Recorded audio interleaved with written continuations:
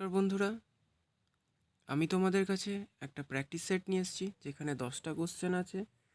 এই কোশ্চেনগুলো পেয়েছি হচ্ছে যেটা 2018 সালে এসএসসি জিডি কনস্টেবলের এক্সাম হয়েছিল সেখান থেকে। তো এটা থার্ড শিফটে যে কোশ্চেন হয়েছিল সেখান থেকে আমি 10টা কোশ্চেন তুলে নিয়েছি। তো প্রথম প্রশ্ন হচ্ছে, স্বাধীন ভারতের প্রথম আইনমন্ত্রী কে ছিলেন? তো স্বাধীন ভারতের প্রথম আইনমন্ত্রী ছিলেন B.R. Ambedkar, option B. দ্বিতীয়ত হচ্ছে, ভারতীয় রিজার্ভ ব্যাংক প্রতিষ্ঠিত হয় কোন সালে? তো এটা হবে অপশান ডি, 1926 সালে। 3 নম্বর হচ্ছে, ভারতে দরিদ্র রেখাটি পরিমাপ করতে জীবিকা নির্বাহের অন্যতম কারণ কোনটি? এটা হলো শিক্ষা। হচ্ছে 1965 সালে ভারত পাকিস্তান যুদ্ধের সময় ভারতের প্রধানমন্ত্রী কে ছিলেন? Option D, Lal Bahadur Shastri. চিপকো আন্দোলন ভারতে প্রথম কোথায় শুরু হয়েছিল? Option D, Uttar Pradesh. বিশ্বের গভীরতম হ্রদ কোনটি? বৈকাল হ্রদ।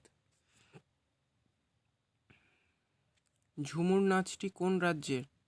এটা হবে অপশান বি, উড়িষ্যা রাজ্যের ঝুমুর নাচটি। মাতকি কোন রাজ্যের নৃত্য? মাতকি, এটা হবে মধ্যপ্রদেশ। নিচের কোনটি রূপান্তরিত শিলা নয়? এটা হবে চুনা পাথর বা লাইমস্টোন। আগা খান প্রাসাদটি কোন রাজ্যে অবস্থিত? এটা হবে মহারাষ্ট্র। তো বন্ধুরা, 10টা প্রশ্ন হয়ে গেল।